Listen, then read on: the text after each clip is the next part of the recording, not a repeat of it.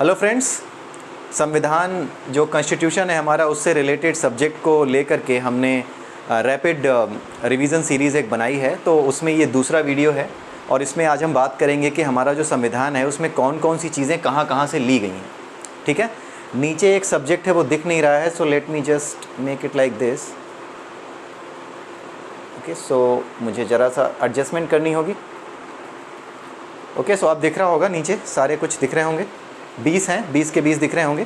इसके अलावा भी बहुत से हैं, लेकिन आज मैंने ये 20 कवर करने की कोशिश की है। इन 20 के अलावा जो बाकी के हैं 10 बचे हैं, 10 या 11 और बचे होंगे, तो उनको मैं अगली वीडियो में कवर कर दूंगा। बट ये ऐसा इम्पॉर्टेंट सेक्शन है आपके एग्ज़ाम के लिए कि इससे हर साल एक ना एक क्वेश्चन आपको मिलेगा ही मिलेगा, चाहे आप किसी PCS का एग्ज़ाम दे रहे हो, चाहे आप IAS का एग्ज़ाम दे रहे हो। राइट, सो आज देखते हैं जल्दी से इन 20 के बारे में जो मैंने लिखा है, जो 20 सब्जेक्ट्स हैं संविधान में, कौन कौन सी चीज़ें कहाँ से ली गई हैं, इनके बारे में हम देखते हैं और बाद में अगले वीडियो में हम बाकी के बचे हुए देखेंगे।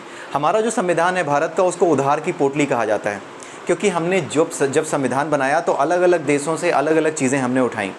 ठीक है, जैसे जर्मनी से हमने आपातकाल उठा लिया, आपातकाल के जो उपबंध हैं, आपातकाल को लेकर या इमरजेंसी को लेकर के जो कॉन्स्टिट्यूशन में प्रोविज़न्स होने चाहिए, उसको हम अपने यहाँ बनाने के लिए हमने इमरजेंसी कैसे लगेगी, क्या प्रोविज़न्स होंगे, इमरजेंसी कैसे लगाई जाएगी, कैसे हटाई जाएगी, इन चीज़ों को लेकर के हमें कैसे सोचना होगा, क्या करना होगा, इसके बारे में हमने रेफरेंस कहाँ से लिया? हमने जर्मनी से लिया। ऐसा नहीं है कि बिल्कुल वैसा ही कर दिया, we just took the reference. उस टॉपिक को, उस सब्जेक्ट को समझने के लिए भारत के जो संविधान निर्माता थे, जो निर्माता सभा थी, उसने सिर्फ़ और सिर्फ वहाँ से वो टॉपिक लिया, उसका रेफरेंस लिया कि वो लोग कैसे करते हैं, और अपने इंडिया के हिसाब से कि इंडिया में क्या सही होगा, उसके हिसाब से उसको कन्वर्ट कर दिया।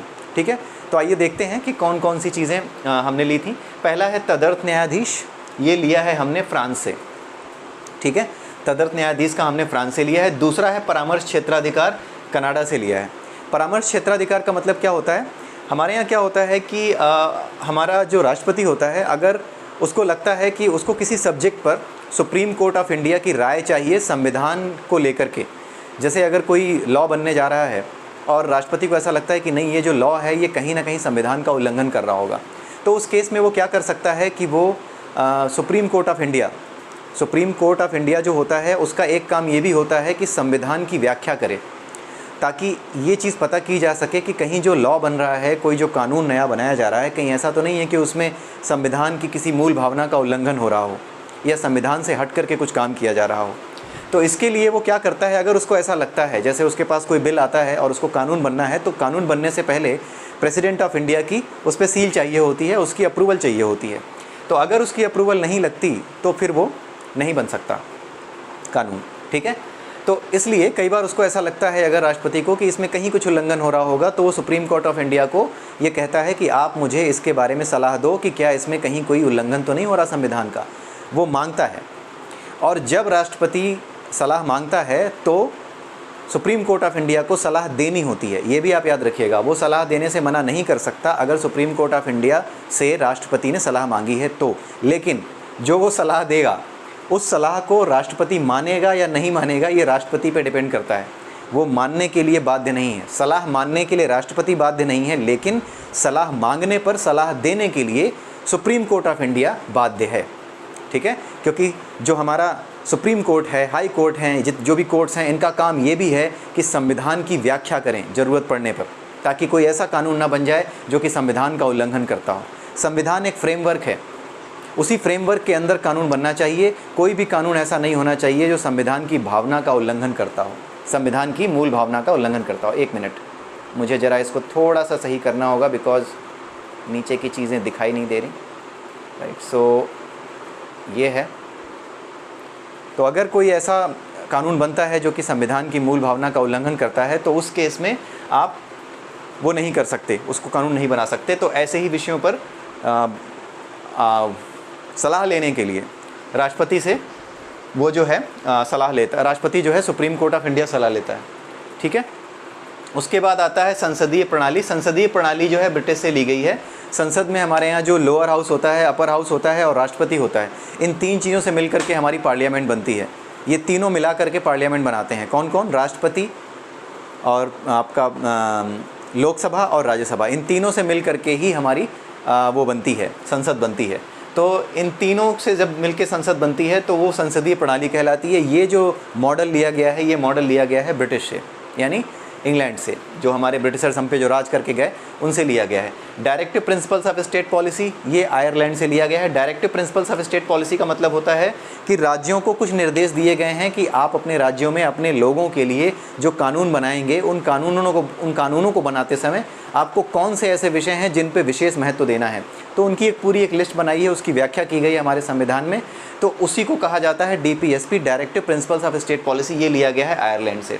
न्यायिक पुनरावलोकन यानी जुडिशियल रिव्यू, अगर कभी सुप्रीम कोर्ट ऑफ इंडिया ने कोई फ़ैसला दे दिया या कहीं किसी तरह का कोई फ़ैसला ले लिया गया तो उस फैसले का दोबारा से अवलोकन यानी दोबारा से उसका रिव्यू करने का अधिकार सुप्रीम कोर्ट को है। इस चीज़ को कहाँ से लिया गया? अमेरिका से लिया गया, न्यायिक पुनरावलोकन का। ठीक है। उसके बाद आता है संघात्मकता। संघात्मकता मीन्स हमारा जो फेडरल स्ट्रक्चर है वो लिया गया है कनाडा से। हमारा जो संविधान है वो कनाडा के संविधान से काफ़ी मिलता जुलता है। कनाडा का जो संघात्मक ढांचा है, एक मिनट, ये बार बार सरक जा रहा है मोबाइल समहाउ, सो कल मैं कोशिश करूँगा कि ये सही रहे आज, लेकिन ये काफ़ी परेशान कर रहा है, सरक जाता है ये। सो संघात्मकता की जो बात होती है वो ली गई है कनाडा से। ठीक है। उसके बाद आता है हमारा समवर्ती सूची। समवर्ती सूची का मतलब होता है ऐसे सब्जेक्ट, एक ऐसी लिस्ट बनाई गई है जिसमें कुछ ऐसे सब्जेक्ट रखे गए हैं जिन सब्जेक्ट्स पे स्टेट भी लॉ बना सकता है और सेंटर भी लॉ बना सकता है। तो उस सूची को या उस लिस्ट को हम क्या कहते हैं? उस लिस्ट को हम कहते हैं समवर्ती सूची। ये ली गई है ऑस्ट्रेलिया से, इसका कॉन्सेप्ट ऑस्ट्रेलिया से लिया गया है, ये याद रखिएगा।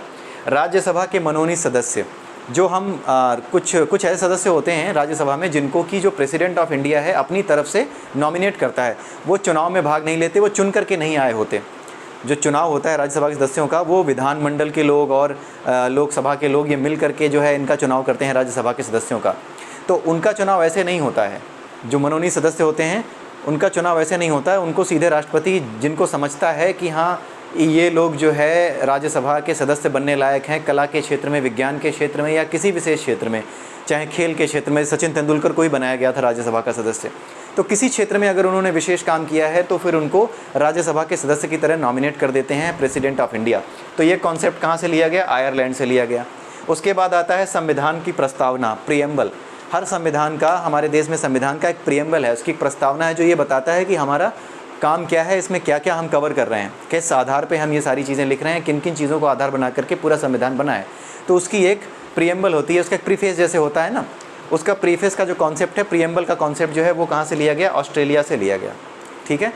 और अब नीचे वाला आपको दिख नहीं रहा होगा, वो मैं आपको बता दूँ, बार बार सरक जा रहा है मोबाइल, तो आप उसको याद रखिए। जो मूल अधिकार हैं, जो फंडामेंटल राइट्स हैं, उसको लिया गया है अमेरिका से। ठीक है।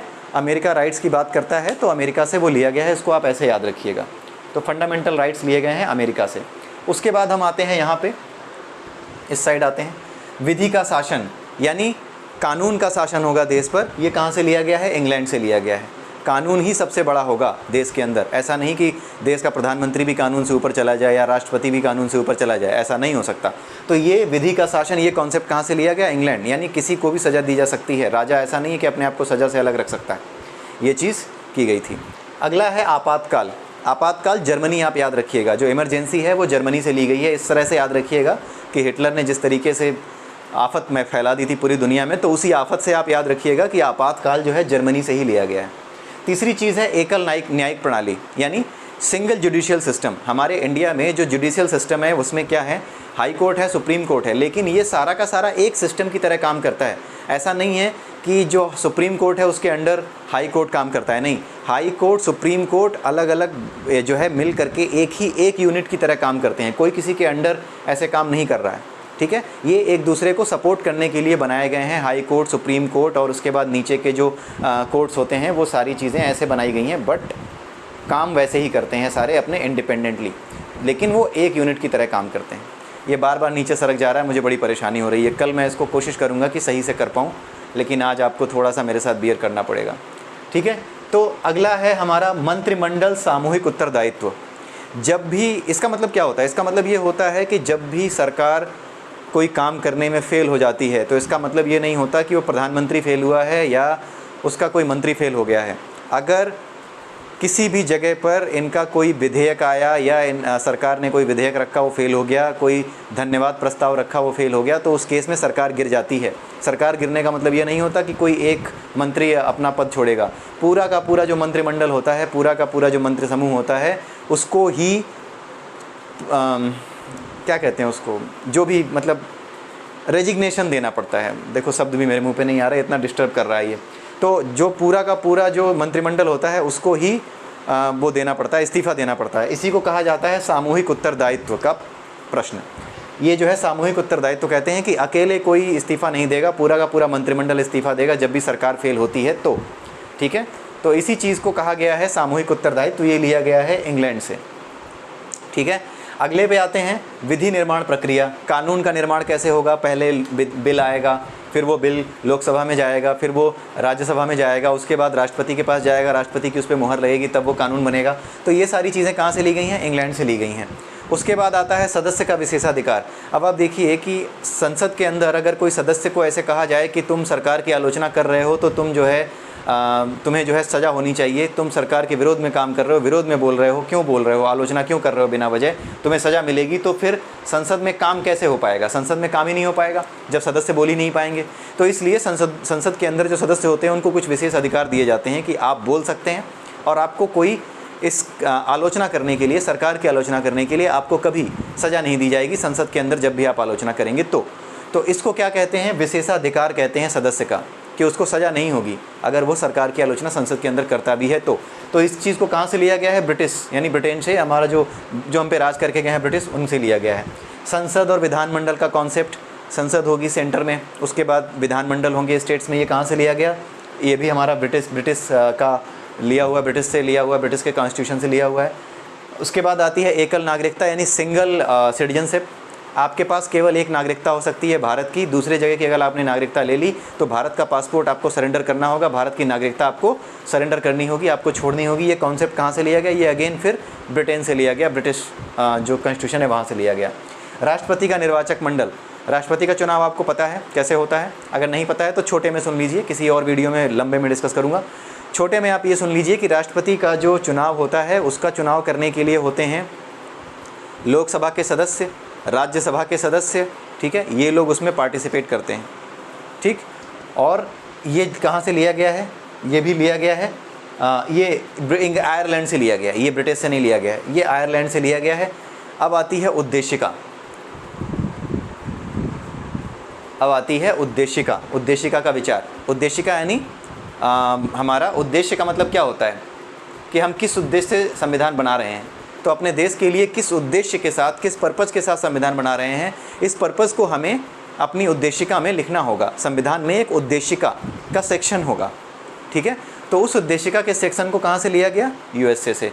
तो यूएसए से ये चीज़ ली गई कि हमारे संविधान में उद्देशिका भी एक चीज़ होगी।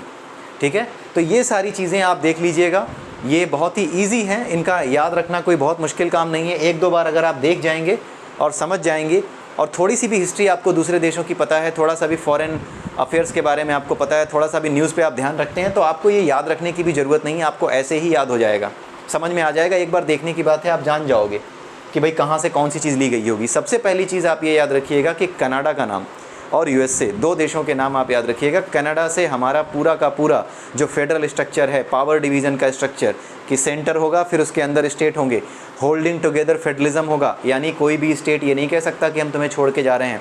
ये कनाडा के लिए भी ट्रू है और ये इंडिया के लिए भी ट्रू है। तो इंडिया और कनाडा का संविधान बिल्कुल एक जैसा ही है संघात्मकता के मामले में, फेडरलिज्म के मामले में। ठीक है, और होल्डिंग टुगेदर फेडरलिज्म है, ये भी आप याद रखिएगा, भारत और कनाडा का संविधान। और भारत का संविधान जो है उसको क्या कहा जाता है? क्वासी फेडरल कहा जाता है। क्वासी फेडरल इसलिए कहा जाता है, यानी अर्ध संघात्मक इसलिए कहा जाता है क्योंकि राज्यों को पूरे अधिकार नहीं हैं। अगर ज़रूरत पड़ती है तो ये भारत का पूरा संविधान अपने आप को कन्वर्ट कर लेता है, रूप बदल लेता है। रूप बदल करके वो कैसा हो जाता है? स्ट्रॉन्ग सेंटर वाला संविधान हो जाता है, सेंटर स्ट्रॉन्ग हो जाता है। जैसे जब भारत में आपके हमारे यहाँ जब ये कोरोना महामारी फैली तो क्या हुआ? सेंटर ने अपने हाथ में सब कुछ ले लिया, उसने राज्यों को आदेश दे दिया कि कर्फ्यू जैसी स्थिति होगी, आपको पूरे देश में कर्फ्यू जैसे हालात होंगे और कर्फ्यू लगाना पड़ेगा, आप घर से बाहर नहीं निकल सकते, और पूरे राज्यों को, हर राज्य को, कोई राज्य ऐसा नहीं था जो मना कर सकता है। तो जो पैंडेमिक एक्ट था वो पूरे देश पे लागू हो गया, हर राज्य पे लागू हो गया। तो ऐसी आफत की स्थिति में, आपदा स्थिति में, चाहे युद्ध हो, चाहे इस तरह की कोई स्थिति आ जाए, ये पैंडेमिक वाली स्थिति तो भारत के संविधान बनने के बाद पहली बार आई है। लेकिन संविधान में हमारे यहाँ इमरजेंसी की स्थिति इंदिरा गांधी के समय में एक बार आ चुकी है। इमरजेंसी का भी समय देख चुके हैं कि उस समय सिस्टम कैसे काम करता है। अगर आप इमरजेंसी को पूरा पढ़ते हैं इंदिरा गांधी के समय की, तो आपको समझ आ जाएगा कि किस तरीके से इमरजेंसी में हमारा संविधान काम करता है। ठीक है, तो अगर आप न्यूज़ फॉलो करते हैं तो आप वैसे ही समझ जाएंगे। एक बार देखने की ज़रूरत है, आप वैसे ही याद हो जाएगा आपको। लेकिन हाँ, ये इंपॉर्टेंट है, ये पूछे जाते हैं कई बार। जोड़े मिलाने में ये क्वेश्चन बहुत आते हैं कि जोड़े मिलाइए कि कौन सी चीज़ किस देश से ली गई है। ठीक है, तो आज के लिए बस इतना ही करते हैं। ये वीडियो बनाने में मुझे बड़ी दिक्कत हो रही है क्योंकि ये मोबाइल मेरा सरक जा रहा है बार बार। जो स्टैंड है वो इतना अच्छा नहीं रह गया, ये मोबाइल थोड़ा सा बड़ा है मेरा, सो इसलिए प्रॉब्लम हो रही है। कल मैं कोशिश करूँगा, अगली वीडियो में कोशिश करूँगा कि ये समस्या हल हो जाए। लेकिन आज के लिए आपको इसी वीडियो से संतोष करना होगा जिस तरह से मैंने बनाया है। तो आज के लिए बस इतना ही। Have a nice day, bye bye. और प्लीज़ मेरे वीडियो को लाइक कीजिए, सब्सक्राइब कीजिए मेरे चैनल को, और मेरे वीडियोज़ को शेयर कीजिए। अगर आपको अच्छा लगता है तो अपने दोस्तों के बीच उसको बिल्कुल शेयर कीजिए। Have a nice day, bye bye.